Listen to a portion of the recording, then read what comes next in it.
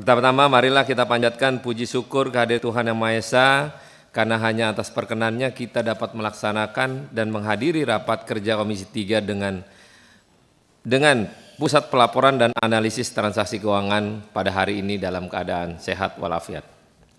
Sesuai dengan laporan sekretariat, rapat dihadiri sebanyak 20 anggota dari 46 anggota Komisi 3 dari 5 fraksi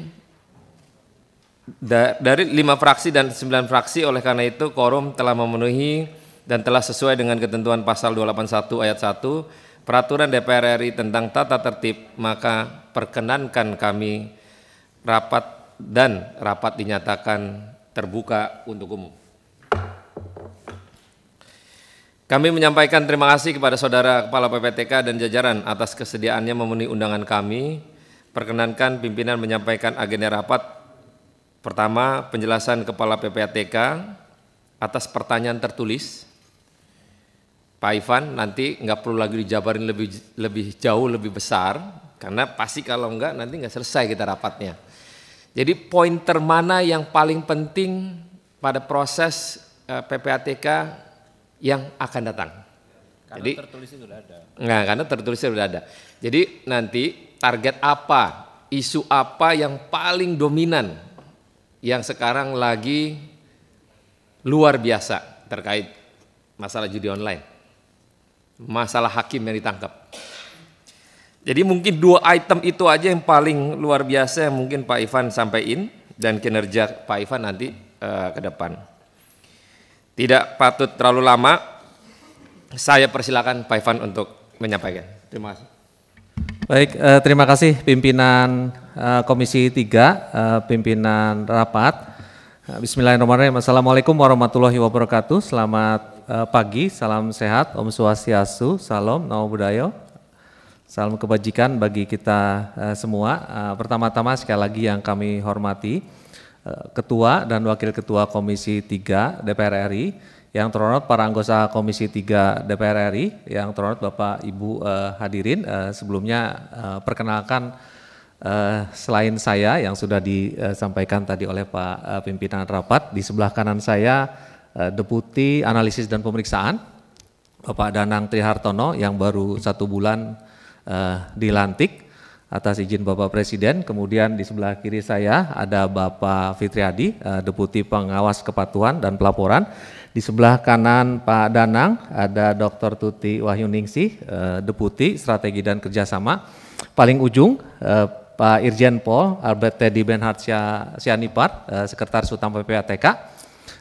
Kebetulan sedang batuk katanya, jadi memilih duduk di ujung. Selebihnya adalah direktur kami. Sekali lagi alhamdulillah pada hari ini, pada kesempatan ini kami diundang oleh pimpinan DPR. Melalui kesempatan ini kami mengucapkan selamat kepada Ketua dan seluruh Wakil Ketua dan anggota Komisi 3 DPR RI terpilih periode tahun 2024-2029.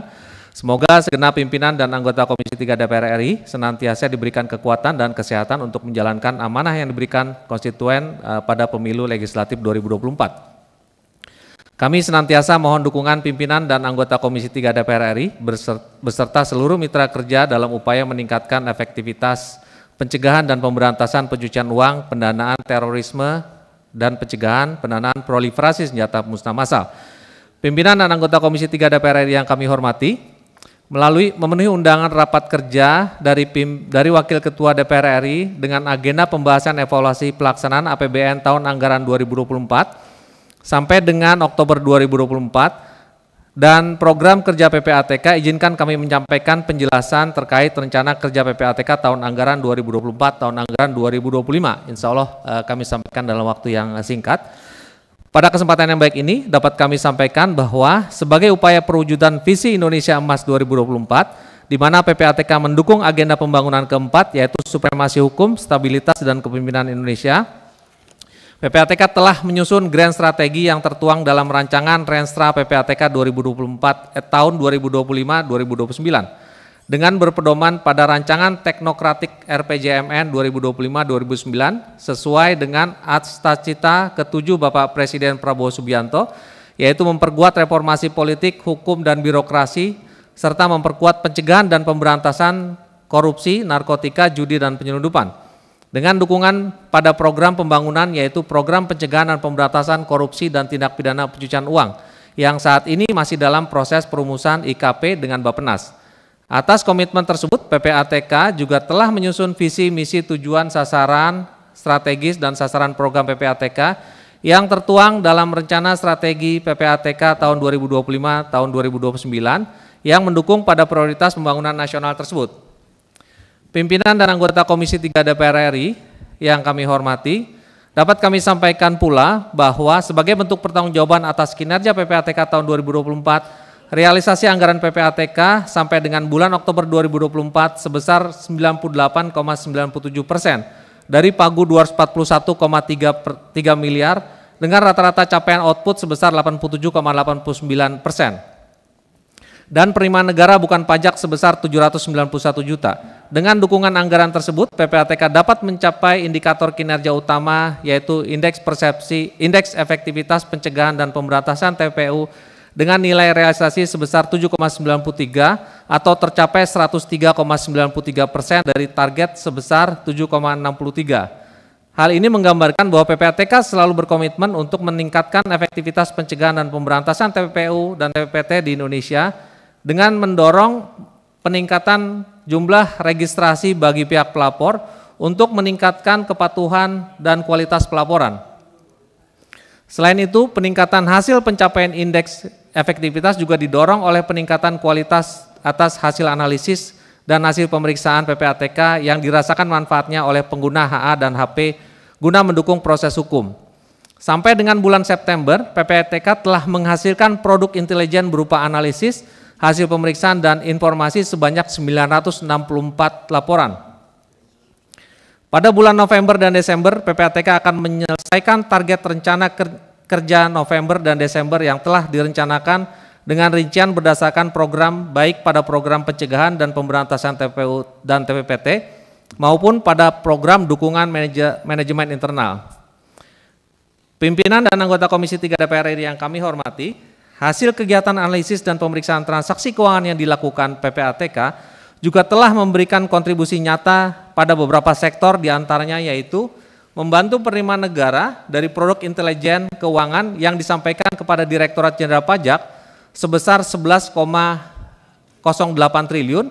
PPATK juga mendukung upaya pemberantasan judi online melalui hasil analisis sebanyak 10 laporan hasil analisis dengan total perputaran dana 13,2 triliun.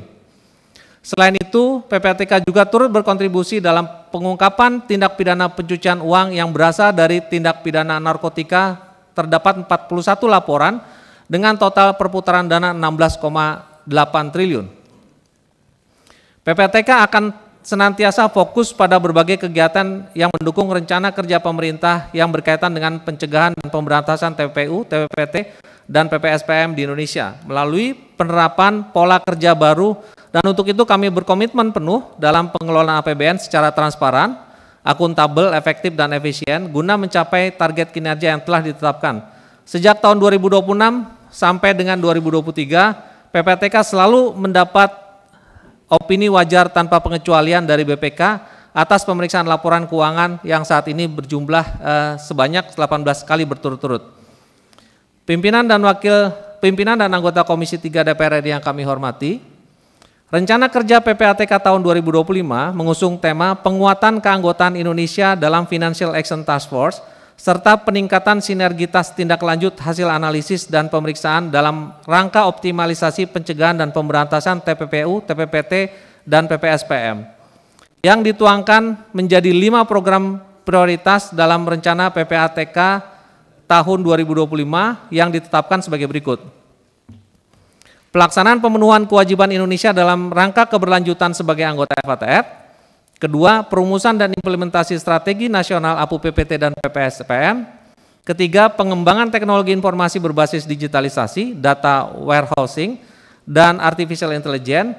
Keempat, penelusuran aset tracing, hasil analisis dan pemeriksaan PPATK, mendukung Asta Cita yang berfokus pada korupsi, narkotika, judi, dan lingkungan hidup. Dan kelima, peningkatan kualitas data pihak pelapor melalui program pembinaan terpadu. Selanjutnya berdasarkan surat Menteri Keuangan tanggal 23 September 2024 terkait penetapan alokasi anggaran tahun 2025, PPATK mendapatkan dukungan anggaran sebesar 354,5 miliar yang akan digunakan untuk membiayai 1. Program pencegahan dan pemberantasan TPU-TPT sebesar 162,2 miliar dan 2. Program dukungan manajemen internal sebesar 228,3 miliar. Tahun 2025, PPATK ikut berperan dalam perwujudan program pembangunan dalam rangka RPJMN 2025-2029 dan rancangan RKP 2025 yang semula hanya mendukung 1 prioritas nasional menjadi 8 prioritas nasional, yaitu pelatihan bagi aparat penegak hukum, pelaksanaan implementasi dan penilaian kepatuhan Indonesia atas standar dan konvensi internasional, kontribusi rezim APU PPT Indonesia dalam keanggotaan FATF, kerjasama internasional dalam keanggotaan FATF, hasil analisis dan hasil pemeriksaan sektor korupsi, sektor narkotika, sektor judi, dan sektor lingkungan hidup. Pimpinan dan anggota Komisi 3 yang kami hormati, pada kesempatan ini kami menyampaikan terima kasih kepada Bapak dan Ibu pimpinan anggota Komisi 3 atas dukungan Bapak dan Ibu sekalian atas pelaksanaan tugas PPATK. Kualitas dan capaian kinerja PPATK tentunya tidak terlepas dari kerjasama dan bimbingan dari Bapak Ibu pimpinan serta seluruh anggota Komisi 3 DPR RI. Sehingga dalam kesempatan ini kami sampaikan penghargaan dan ucapan terima kasih kepada segenap pimpinan dan anggota Komisi 3 atas segala dukungan yang telah diberikan kepada PPATK selama ini. Demikian yang dapat kami sampaikan. Sekali lagi terima kasih atas perhatian pimpinan dan seluruh anggota Komisi 3. Wassalamualaikum warahmatullahi wabarakatuh. Ini benar. Baru kita mau berhentiin 3 menit lagi, total berhenti duluan. Bagus. Memang luar biasa Bapak Ivan ini. Dan terima kasih Pak Ivan sudah menyampaikan hal-hal yang cukup, karena pertanyaan dari kita Bapak sudah kasih juga ini sebegini luar biasa. Kalau diikutin dari awal kan bisa bikin pening kepala. Yang paling dominan Pak Ivan dan teman-teman sekalian, ini kan kita hektik dengan masalah judol. Jadi saya dengan Pak Habibur Rahman juga menyampaikan hal yang sama. Kita pengen keseriusan PPATK melihat dalam kondisi judol ini untuk jemput bola terkait dengan apa yang menjadi kiranya untuk disampaikan para kepenegakan hukum untuk ditindaklanjuti seberapa besar. Ternyata kan di website yang katanya dijaga oleh beberapa orang itu ternyata bukan website yang dominannya yang utama. Seolah-olah website cadangan. Tapi minimal PPATK bisa bersinergi jemput bola duluan Pak. Yang diduga pada mereka-mereka yang main judol itu, berapa banyak kira-kira yang Bapak duga terkait dengan judi online. Ini kan udah kelihatan nih, kita harap polisi juga jangan cuma main-main semata gitu. Yang kecil-kecil kita tangkepin tapi yang gedenya didiemin. Misalnya dugaannya kan begitu. Tapi kita berharap PPATK ke depan karena pemberantasan judi online akan disikapi oleh penegakan hukum, Bapak lebih reaktif untuk jemput bola. Mungkin itu dari saya, kiranya teman-teman mau ada yang bertanya, ini agak jomplang nih antara kanan dengan kiri. Pimpinan ada yang mau bertanya dulu? Silakan. Siapa yang mau duluan? Pak Bambang? Ya, terima kasih. Assalamualaikum warahmatullahi wabarakatuh. Terima kasih pimpinan yang saya hormati saudara kepala PPATK beserta seluruh jajarannya. Terkait dengan judi online, barangkali saya belum melihat langkah-langkah yang sangat konkret, ya, terutama dalam mengantisipasi transaksi judi online yang melalui cryptocurrency. Karena sekarang sudah mengarah kepada transaksi yang lebih modern, susah dideteksi, ya, karena ini sifatnya pseudium, tanpa alamat, tanpa nama, dan seterusnya. Itu dari sisi transaksi judi online. Dan saya kira juga beberapa temuan PPATK sampai hari ini belum ada tindak lanjutnya. Pernah pertanyaan Pak Ketua Habibur Rahman beberapa waktu lalu kepada kepala PPATK, apa kabar itu yang 1.000 orang di lingkungan DPR yang terlibat judi online, DPR dan DPRD.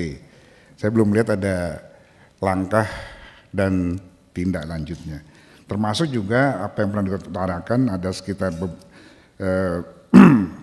100 DCT, ya, daftar calon tetap anggota DPR yang bertransaksi tidak wajar sampai 51,47 triliun ya, sepanjang pemilu 2022-2023. Ya, jadi ini juga perlu penjelasan lebih lanjut. Kemudian juga tentang pencucian uang. Nah, fenomena di Bali ini barangkali juga kita tidak boleh lengah karena perputaran uang melalui cryptocurrency di Bali itu sampai ratusan triliun hari ini. Ya. Dan prakteknya sudah terang-terangan karena ini sistem pembayaran peer to peer. Ya. Jadi mereka sudah melakukan transaksi yang luar biasa, terutama melalui turis-turis dari ini tumbuh setelah perang Rusia Ukraina. Mereka lari ke Bali dan harga tanah di Bali sekarang luar biasa karena mereka memborong aset-aset yang begitu banyak untuk mencuci uang buat landed dana mereka ini. Nah, ini juga bagaimana langkah-langkah PPATK dalam mengantisipasi ini. Ini belum nanti lari ke suap. Ya. Nanti Pak Rodi nggak terima lagi tuh dalam bentuk rupiah. Dia maunya Bitcoin atau Ethereum. Ya. Nah, satu Bitcoin hari ini udah 1,1 miliar. Ya. Kemudian Ethereum sekarang ini yang sudah hampir lebih naik lagi udah 40 jutaan lebih. Nah, transaksi ini kalau ini mulai menjadi tren, barangkali sulit lagi kita temukan nanti OTT seperti di kejaksaan 800 miliar karena bentuknya sudah nggak berbentuk fisik lagi. Tapi ini transaksi yang mampu mempengaruhi kebijakan, keputusan, ini pasti akan tetap berlangsung. Bagaimana antisipasi PPATK dalam hal ini. Demikian Pak Ketua, terima kasih. Assalamualaikum warahmatullahi wabarakatuh. Oh, terakhir terkait dengan anggaran. Saya dengar nih Pak Ketua, ini perlu diperhatikan juga nih jajaran PPATK nih. Hari ini sudah dari bulan Mei katanya belum menerima tunjangan akibat pemotongan otomatis anggaran mereka. Anggaran udah kecil tapi dipotong juga. Betul nggak dipotong? Ya, belum terima tunjangan. Udah mulai bulan apa? Bulan ini. Bulan ini. Kita juga belum terima sama. Ini kalau ngomong tunjangan sepertinya kita pun sama sepertinya. Tapi minimal saran dari Pak Bamsud luar biasa. Dan karena yang tadi menarik adalah masalah Bitcoin memang. Kan sekarang lagi ngetren. Saya tanya-tanya nih bagaimana cara transaksi Bitcoin. Sampai di Amerika pun untuk memeriksa terkait dengan Bitcoin tersendiri, itu nggak bisa. Nah, ini akan disalahgunain oleh para pihak. Yang kalau kata Pak Bamsud tadi bilang, oh ya nanti nggak terima lagi dolar misalnya. Kemungkinan ada Pak, karena permainan Bitcoin ini dengan membeli nilai rumah puluhan miliar bahkan ratusan miliar itu dengan cuma handphone ini aja dan nggak perlu mengisi mandatori transaksional. Bayangin Pak Ivan, kalau itu terjadi ini melebihi dari judi online, melebihi judi online karena transaksinya dengan segala macam cuma handphone ini doang dan satu alat. Alatnya kecil segini kalau nggak salah. Cuma tinggal pencet aja. 1, 2, 3, 4 pin ya, beres. Dalam hitungan detik diterima dengan yang bersangkutan. Saking hebatnya itu proses teknologi yang sedemikian rupa. Yang lain? Siapa yang lagi? Pak Rudi Lalo. Ya. Terima kasih pimpinan yang saya hormati dan rekan-rekan Komisi 3, Pak Kepala PPATK beserta jajaran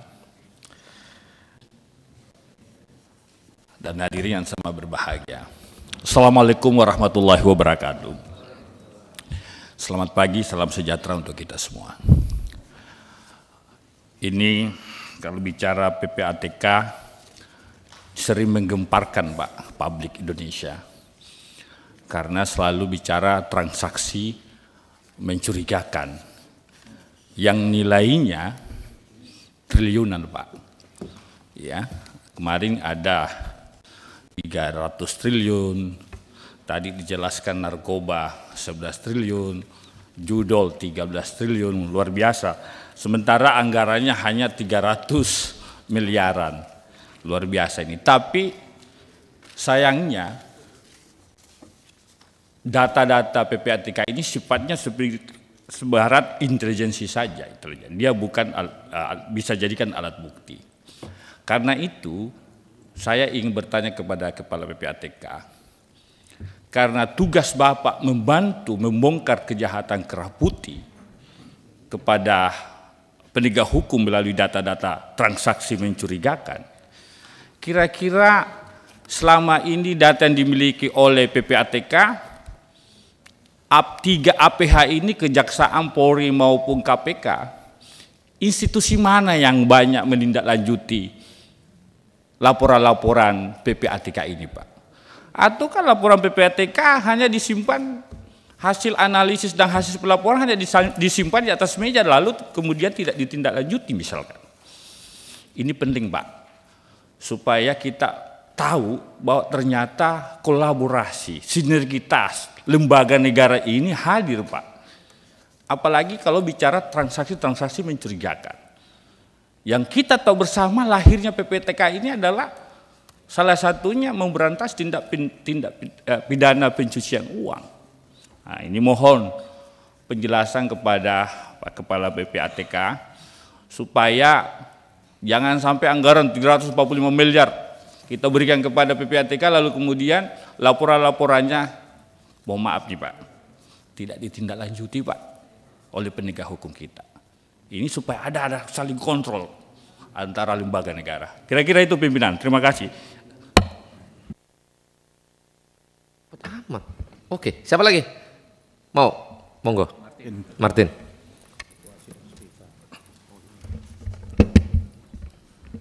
Terima kasih pimpinan, Kepala PPATK beserta jajaran yang kami hormati, pimpinan Komisi 3 yang kami hormati dan kami banggakan. Saya Martin Tumbelaka dari fraksi Gerindra. Saya sedikit saja pimpinan dan Kepala PPATK soal judi online. Judi online ini kan kita tahu bersama sangat meresahkan di masyarakat, dan dalam hal memberantas judi online, PPATK kan tidak sendiri. Ada lembaga-lembaga yang lain terkait dalam hal pemberantasan judi online. Nah, saya ingin tahu di sini sejauh mana kolaborasi yang sudah terbangun PPATK dengan lembaga-lembaga terkait ini.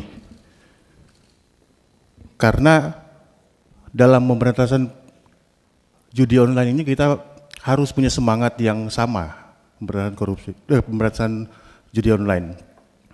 Kalaupun memang ada komunikasi ataupun kerjasama atau kendala-kendala yang ada, mungkin kami di sini lewat forum yang terhormat kita bisa mengusulkan lewat pimpinan Komisi 3 untuk menjembatani hubungan ini supaya bisa selaras antara lembaga-lembaga ini. Itu saja pimpinan, terima kasih. Terima kasih. Kalau kata Pak Dede tadi JLO ya. JLO ini siapa ini? Jennifer Lopez. Bukan begitu Pak Martin? Bukan ya? Yang lain? Kiri? Pak Rusdi Kirana enggak? Mau bicara enggak? Stefano silakan. Izin, terima kasih pimpinan. Assalamualaikum warahmatullahi wabarakatuh. Shalom, salam sejahtera untuk kita semua. Yang saya hormati Kepala PPATK beserta jajaran. Saya hormati pimpinan Komisi 3 beserta seluruh rekan Komisi 3 yang saya hormati. Jadi sebagai anggota Komisi 3 baru, saya baru mempelajari melalui rapat ini ternyata PPATK ini mempunyai peran yang sangat sentral dalam pemberantasan tindak pidana pencucian uang, bahkan sebagai orkestrator. memang harus diakui bahwa anggaran yang telah diberikan kepada PPATK ini tergolong terbatas. Namun kami apresiasi dengan keterbatasan tersebut bisa melakukan banyak langkah-langkah progresif terhadap penegakan hukum tindak pidana pencucian uang. Saya mau highlight khususnya terkait judi online, pimpinan. Jadi saya pikir judi online ini sudah bukan lagi menjadi isu ya Pak, tapi sudah menjadi wabah penyakit saya lihat yang udah lebih parah dari COVID saya lihat, udah setingkat epidemi di Indonesia ini yang melanda bukan hanya daerah-daerah maju di Indonesia tetapi juga daerah terbelakang, daerah-daerah tertinggal seperti double saya di NTT. Saya ingin menginformasikan NTT ini provinsi yang tertinggal menduduki peringkat ketiga sebagai daerah termiskin di Indonesia. Sekitar 20% dari rakyatnya ada di bawah taraf kemiskinan, Pak. Untuk makan sehari-hari aja susah, Pak. Sampai sekarang harus dihadapkan dengan isu judi online yang melanda mereka juga. Kalau bapak-bapak sekalian ingat sekitar tahun lalu, akhir tahun lalu pernah heboh di berita bahwa ada seorang bapak yang memotong ususnya sendiri di NTT karena tidak bisa makan, tidak bisa membeli makan untuk keluarganya. Itu terjadi di dapil saya Pak, di Kabupaten Belu, di kota Atambua. Jadi bisa dibayangkan betapa susahnya masyarakat saya di sana Pak. Lalu sekarang mereka dihadapkan dengan isu judi online ini di tengah keterbatasan mereka. Bahkan minggu lalu kita juga baru digemparkan dengan berita bahwa ada seorang bapak menjual bayinya yang berumur 11 bulan Pak. Di Facebook diiklankan seharga 15 juta. Yang ternyata uangnya dipakai sebagai modal untuk main judi online. Jadi isu judi online ini yang saya katakan tadi sudah menjadi wabah penyakit Pak. Epidemi yang mengancam peradaban kehidupan masyarakat kita Pak. Dan perlu ada keseriusan yang tinggi dari teman-teman di PPATK untuk memberantas masalah ini Pak. Lalu kita fast forward minggu lalu kita digemparkan juga dengan ternyata ada oknum-oknum di dalam Kementerian Komdigi yang berkomplot dengan website-website provider untuk melindungi mereka agar tidak terblokir. Bahkan Komdigi ini sudah menjadi bagian dari sindikat tersebut. Ini tentu sesuatu yang sangat memprihatinkan dan sangat berbahaya Pak.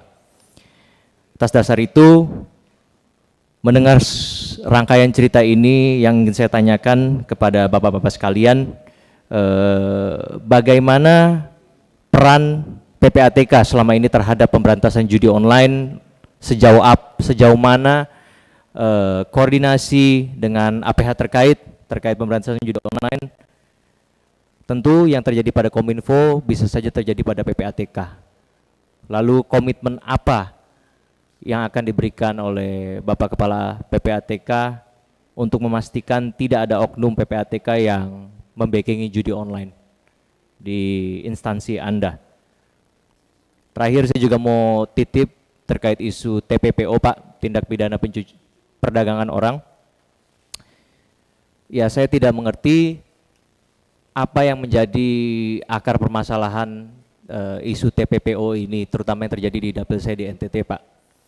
Saya harap ini juga bisa menjadi atensi PPATK untuk bisa memberikan petunjuk kepada APH terkait dari sisi aliran dana terkait TPPO ini sehingga permasalahan ini bisa diselesaikan sampai ke akar-akarnya. Mungkin itu yang dapat saya sampaikan pada rapat siang hari ini. Assalamualaikum warahmatullahi wabarakatuh. Shalom. Terima kasih pimpinan. Terima kasih Stefano. Ini jeplakan Herman Heri yang ngomong. Ini versi yang disempurnakan. iOS-nya udah 19 ini. Silakan Pak Rano. Terima kasih Pak Ketua. Assalamualaikum warahmatullahi wabarakatuh. Pimpinan dan anggota Komisi 3 yang saya hormati, Kepala PPATK dan seluruh jajarannya yang saya hormati, saya banggakan. Pak Kepala, kita sudah ketemu lagi nih dalam pemerintahan yang baru. Selamat. Kita dari 5 tahun yang lalu banyak sekali membahas soal isu-isu, tidak hanya isu, biasanya keterbukaan urusan pidana-pidana yang besar, persoalan hukum yang besar itu dibuka oleh Kepala PPATK. Dan ini kita tetap menunggu nanti program atau gebrakan khusus dari Kepala PPATK untuk membuka kalau nanti ada perkara-perkara yang besar lagi. Nah, ini kita tunggu, Pak. Biasanya Bapak sampaikan di forum kan, di publik terkait perkara-perkara yang besar yang akhirnya banyak masyarakat itu sudah sangat tertarik terhadap perkara-perkara yang sering Bapak sampaikan. Ini ada 2 hal, Pak. Yang pertama, Komisi 3 akan membentuk nanti, Pak. Ini panja kejahatan cyber, Pak. Ini akan sangat berkaitan dengan PPATK. Tadi Pak Sahroni, Pak Bamsu sudah sampaikan bahwa bentuk kejahatan keuangan itu sudah berubah. Tidak lagi nanti yang bentuknya transaksionalnya secara langsung, tapi juga bisa melalui elektronik dan lain-lain. Ini bagian dari kejahatan cyber, Pak. Termasuk judi online tadi, Pak. Nah, ke depan dengan adanya panja ini nanti kami harapkan kita lebih terbuka lagi dalam hal data yang didapat Kepala PPATK atau PPATK untuk setiap kejahatan baik itu cyber maupun kejahatan yang lain, Pak. Jadi kita ini kan suka rapat ini tapi dapat datanya setengah-setengah, Pak. Jadi kami meminta nanti misalnya narkoba, kan tadi sudah nyampaikan berapa besarnya narkoba, perkara judi online dan lain-lain, datanya nanti dibuka aja, Pak, saat kita rapat lagi ke depan. Kalau diperlukan dibikin tertutup, kita bikin tertutup. Agar kita tahu, Bapak sudah memblokir si A, sekian triliun, Bapak sudah memblokir si B, terhadap perkara yang diduga atas tindak kejahatan dan lain-lain. Nanti, kalau nanti perkara yang Bapak sampaikan atau hasil temuan yang Bapak sampaikan tidak ditindaklanjuti tadi, seperti kawan-kawan katakan ke penegak hukum, maka kami sebagai mitranya akan ikut masuk ke intervensi ke situ. Nah, saya harapkan nanti sebelum Bapak takutnya nanti Bapak keburu sampaikan lagi di publik, nah kita diskusikan dulu. Makanya kita bentuk panja itu nanti. Nah, panja, nanti kita ada 4 panja yang insya Allah nanti akan kita bentuk. 1 panja penegakan hukum terkait sumber daya alam, ini akan terkait juga PPATK nanti di situ. Panja narkoba, nanti panja tadi kejahatan cyber, yang terakhir nanti panja mafia tanah. Nah, ini pasti transaksi-transaksi akan terkait tentang info-info yang harus kita dapat dari Kepala PPATK. Nah, saya berharap ke depan rapat kita nanti kalau perlu kita bikin, karena kan datanya rahasia, nanti bisa kita bikin tertutup, Pak. Ya, Pak Kepala ya. Kita bikin tertutup biar infonya lebih detail. Jadi kita tahu, karena cenderung di masyarakat itu, Pak, ada berapa masyarakat yang mempertanyakan juga, misalnya dia ada transaksi dari berapa wilayah, dari luar negeri dan lain-lain, terus harus terblokir. Nah, ini kan dia butuh info, kenapa dana saya diblokir dan lain-lain. Nah, katanya itu adalah rekomendasi PPATK. Nah, kita pengen tahu kalau memang di situ ada kejahatan atau ada modus tertentu, ada sesuatu yang memang diduga bagian dari tindak kejahatan, maka nanti kita bisa bareng-bareng buka di situ. Nah, ini penting banget, judi tadi, Pak, narkoba, mafia tanah, sumber daya alam, Pak. Presiden kan mengatakan begitu banyak kebocoran, terutama terkait pendapatan sumber daya alam untuk meningkatkan pendapatan negara kita. Nah, inilah kita butuh dukungan Kepala PPATK. Dan saya yakini kalau urusan anggaran pasti akan kita terus dukung, kita bantu, Pak. Dan saya sudah 5 tahun berhubungan dengan Bapak, kenal lah luar biasanya Bapak dan seluruh kawan-kawan. Tapi ke depan kita akan bikin rapat ini lebih detail lagi nanti dengan Panja, agar data yang kita dapat lebih konkret, lebih maksimal. Kalau ini kan saya baca di sini kan hanya sekilas saja. Itu saja pimpinan tambahan dari saya. Terima kasih. Wassalamualaikum warahmatullahi wabarakatuh. Oke, terima kasih. Padang nih. Padang mau? Boleh, silakan. Habis Padang nanti tinggal dijawab. Baik, terima kasih pimpinan dan seluruh anggota Komisi 3, terutama Kepala PPATK. Terima kasih Pak. Saya sesuai dengan judul hari ini adalah rapat kerja Komisi 3 DPR RI dengan PPATK, evaluasi pelaksanaan APBN 2024 dan program kerja PPATK. Saya memberikan apresiasi bahwa pelaksanaan dari APBN bisa dilaksanakan sampai 98,97%. Ini suatu prestasi yang baik agar dipertahankan. Kalau bisa lain kali 100%, Pak. Dan yang paling penting untuk saya pada halaman tentang prioritas nasional PPATK 2025. Seperti tadi disampaikan oleh pimpinan, kita sudah membuat tim yang akan menganalisis secara mendalam. Nah, minimal kalau hari ini Bapak bisa menjelaskan output rincian antara lain yang menarik untuk saya, nomor 5, 6, 7, dan 8. Hasil analisis dan hasil pemeriksaan sektor korupsi, hasil analisis dan hasil pemeriksaan sektor narkotika, hasil analisis dan hasil pemeriksaan sektor judi, dan hasil analisis hasil pemeriksaan sektor lingkungan hidup. Nah, ini artinya kita ada sama pemikiran tentang hal-hal tersebut. Minimal kalau ini tidak bagian dari yang rahasia atau tertutup, kami diberikan gambaran bagaimana sih hasil analisis PPATK terhadap apa yang kami sampaikan tadi. Terima kasih pimpinan.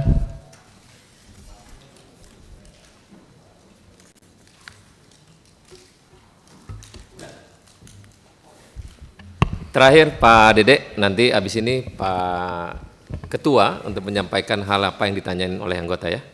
Terima kasih. Pak Dede. Terima kasih pimpinan dan seluruh rekan anggota Komisi 3, rekan mitra Komisi 3, Pak Kepala PPATK. Saya ucapkan apresiasi dan kinerja PPATK yang telah mengungkap keberhasilan narkoba. Yang di sini juga gembong besar Pak Freddy Pratama ya, yang kemarin bersama jajaran Polri, PPATK berhasil mengungkap. Yang berikutnya juga tentang kasus Green Financial Crime yang timah, emas, dan tambang. Di situ sangat merugikan negara yang mungkin PPATK lebih telusuri lebih dalam. Terima kasih.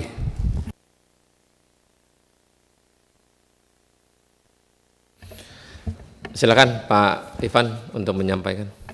Baik, terima kasih pimpinan. Jadi izinkan kami merangkum beberapa pertanyaan yang sama, khususnya yang pertama mungkin dari Pak Bambang terkait dengan dan beberapa pertanyaan tadi terkait dengan perkembangan kripto. Nah, perkembangan kripto sebenarnya sudah kami spot pada saat dibuatnya National Risk Assessment pertama kali di 2015. Jadi PPATK sudah menyebutkan emerging threat itu adalah mengenai pertumbuhan kripto, Bitcoin dan segala macam, Ethereum, kemudian ada OpenSea, Metaverse, macam-macam itu sudah kami sampaikan. Khususnya kami mematuhi apa yang direkomendasikan oleh Financial Action Task Force terkait dengan new payment method. Di dalam salah satu rekomendasi itu adalah masing-masing negara wajib memiliki mitigasi resiko terhadap new payment method. Salah satunya peer-to-peer lending, Bitcoin dan aneka rupanya. Dan faktanya kami menemukan banyak kasus terkait dengan pengelabuhan transaksi melalui Bitcoin, melalui kemudian Binance. Terakhir beberapa kita menemukan Binance, beberapa kasus narkotika terkait dengan Bitcoin. Bahkan kalau Bapak lihat terorisme yang di Alam Sutra itu, dia meminta disuap dengan menggunakan Bitcoin pada saat itu. Dan kita sudah melakukan beberapa penghentian transaksi atau pembekuan wallet di sektor Bitcoin, di exchangernya, kemudian di toko kripto macam-macam sudah kita lakukan. Artinya memang resiko ini sudah kita potret sejak lama. Nah, yang kemudian kita temukan juga kasus judi online ini, termasuk salah satunya yang favorable itu adalah penggunaan kemajuan fintech ini. Nanti akan izinkan kami sampaikan terkait dengan Bitcoin, Bapak Pimpinan. Kami kebetulan membawa presentasinya. Jika dibutuhkan, kami akan potretkan sedikit saja, jika diperkenankan. Ya, jadi yang perlu diketahui bahwa PPATK saat ini terlibat di dalam Satgas terkait dengan judi online. Yang kemudian kemarin baru saja dirapatkan dipimpin langsung atas perintah Bapak Presiden Prabowo, dipimpin langsung oleh Bapak Menko Polkam. Dibentuk ada 5 des, salah satunya adalah mengenai judi ini. Dan PPATK terlibat di seluruh des yang ada. Jadi apabila kita melihat perkembangan judi online, saat ini memang terlihat kecenderungan naik dibandingkan dengan periode sebelumnya. Ini kalau kita bicara tahun 2023. Next slide. Nah, kalau bicara transaksi perputaran dana judi online per semester 1 saja sudah menyentuh 174 triliun rupiah. Saat ini menjelang udah semester 2, PPATK melihat sudah sampai 283 triliun rupiah. Berikutnya, perkembangan transaksi juga mengalami peningkatan. Nah, transaksi di tahun 2024 semester 1 saja sudah melampaui jumlah transaksi di tengah semester tahun 2023, atau bahkan lebih dari 1 tahun penuh di tahun 2022. Artinya ini ada kecenderungan naik sampai 237,48%. Kenapa ini bisa terjadi? Next, singkat saja. Karena pada saat ini transaksi meningkat karena rata-rata bandar judi online juga melakukan transaksi dengan angka yang kecil mereka, sehingga dia pecah dulu satu rekening bandar itu bisa angkanya tinggi. Nah, sekarang dia pecah dengan angka yang kecil-kecil. Next, berikutnya. Dan market juga sangat captive di Indonesia. Jika kita melihat kecenderungan pelaku transaksi itu semakin banyak, masyarakat yang terkait itu sudah semakin banyak dan transaksinya semakin kecil. Jadi kalau dulu orang melakukan judi online transaksinya angkanya juta-juta, sekarang hanya bisa 10.000, kita sudah bisa melihat ada setoran 10.000 untuk judo dan segala macam. Itulah yang membuat transaksi semakin masif. Lalu berikutnya, nah umur pun itu semakin ke bawah. Jadi ini yang kita sering laporkan ke dalam konteks Satgas, ini kebetulan ditanyakan di dalam forum terhormat ini. Umur pemain judi online cenderung semakin merambah ke usia rendah, usia kurang dari 10 tahun. Ini kita melihat. Jadi populasi demografi pemainnya semakin berkembang. Next. Nah, jika dilihat tadi Pak Stefano mengatakan di NTT dan segala macam, kita melihat benar TPU itu perdagangan orang itu banyak di sana. Nah, ini kita nggak sentuh di semua wilayah, tapi ini bisa dilihat bahwa kecenderungan pelaku judi online memang merambah hampir di setiap wilayah. Next lagi. Nah, ini yang menarik. Penggunaan dana judi online dibandingkan dengan penghasilan, jika kita lihat penghasilan orang dibandingkan dengan berapa yang dia pakai itu sudah sampai 69, hampir 70% penghasilan legal dia diperoleh itu untuk digunakan untuk judi online. Kalau dulu orang terima 1 juta hanya akan menggunakan 100.000, 200.000 untuk judi online, sekarang sudah hampir 900.000-nya dia pakai untuk judi online. Jadi kita melihat semakin ediknya masyarakat untuk melakukan judi online. Ini juga terkonfirmasi dengan data berikutnya. Nah, jumlah yang terbesar para pelaku judi online di kita itu adalah masyarakat yang berpenghasilan yang melakukan deposit yang kecil, yang bawah. Jadi depositnya cenderung deposit yang 100.000 sampai 1 juta. Next. Nah, ini adalah seluruh wilayah. Ini adalah seluruh wilayah terkait dengan judi online. Next lagi 2 kali. Nah, Bapak-bapak dan Ibu-ibu, ini sekaligus menjawab bagaimana peran PPATK dalam konteks judi online ini. PPATK terlibat di dalam beberapa satgas judi online. Nah, jika satgas ini tidak ada, berdasarkan data yang PPATK punya potret tadi, berdasarkan kalkulasi yang PPATK gunakan, jika satgas ini tidak ada, transaksi judi online sampai tahun 2024 saja sudah akan menyentuh angka hampir 1.000 triliun. Jika satgas tidak bekerja. Next.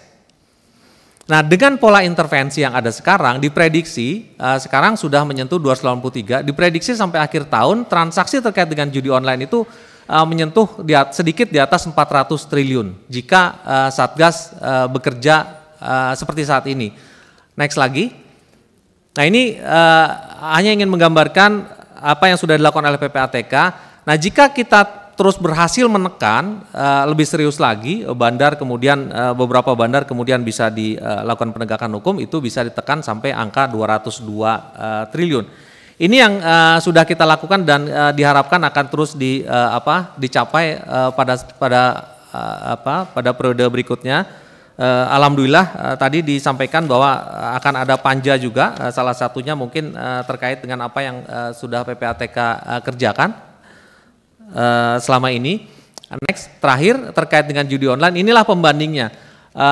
Bapak-bapak dan ibu-ibu bisa melihat bahwa jika tidak ada Satgas, PPATK dan beberapa instansi tidak melakukan kolaborasi, perkembangan judi online itu akan menyentuh lebih dari 300% dibandingkan dengan tahun lalu. Tapi jika Satgas berhasil bekerja dengan baik, paling tidak perkembangan itu bisa dihambat sampai 404 triliun. Dan kita berharap bahwa hingga akhir tahun 2000 saja itu 2024 saja bisa tekan sampai 202 triliun.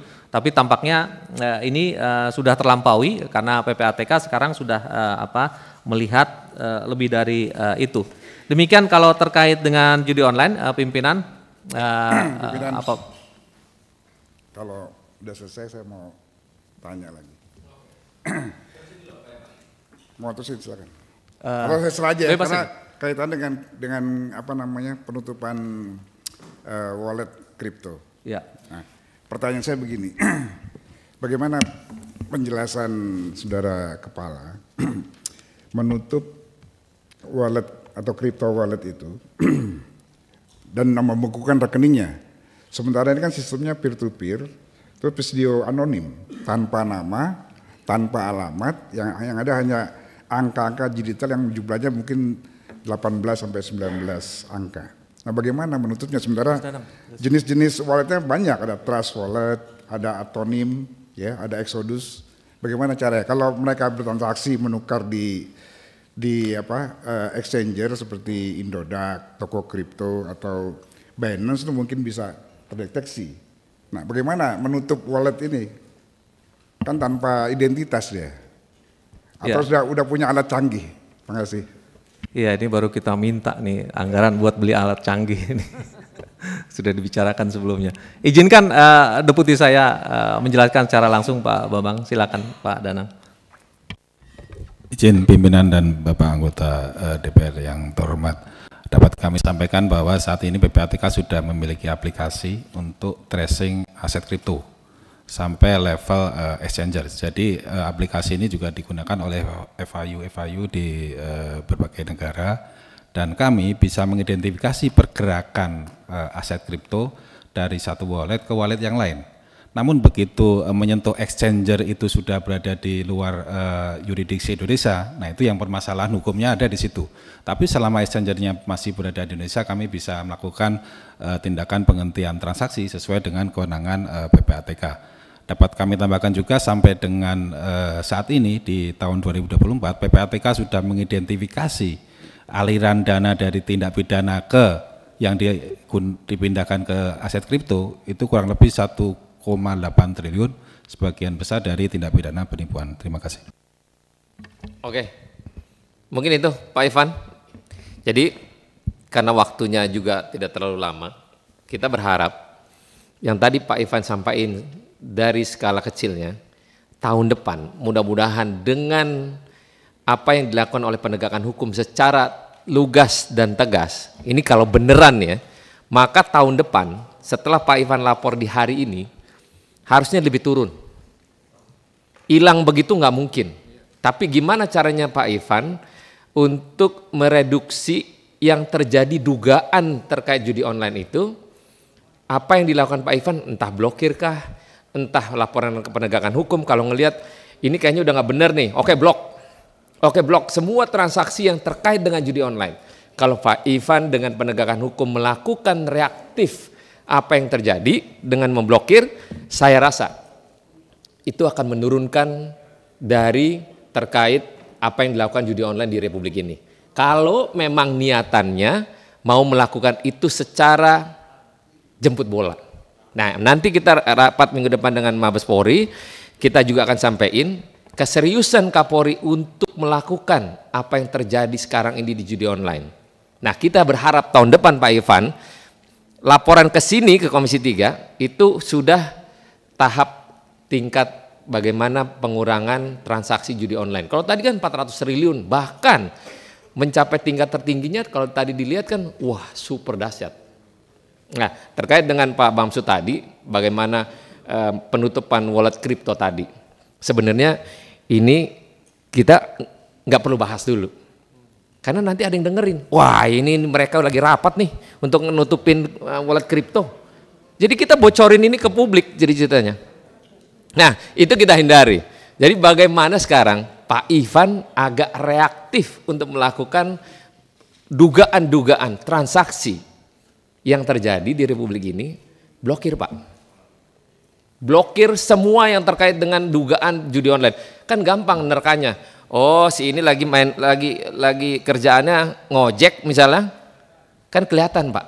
Nah, itu kita minta Bapak agak serius di tingkatan setahun ke depan bagaimana untuk menahan agar transaksi itu tidak lebih jauh. Mungkin itu Pak Ivan, kita akan masuk ke kesimpulan.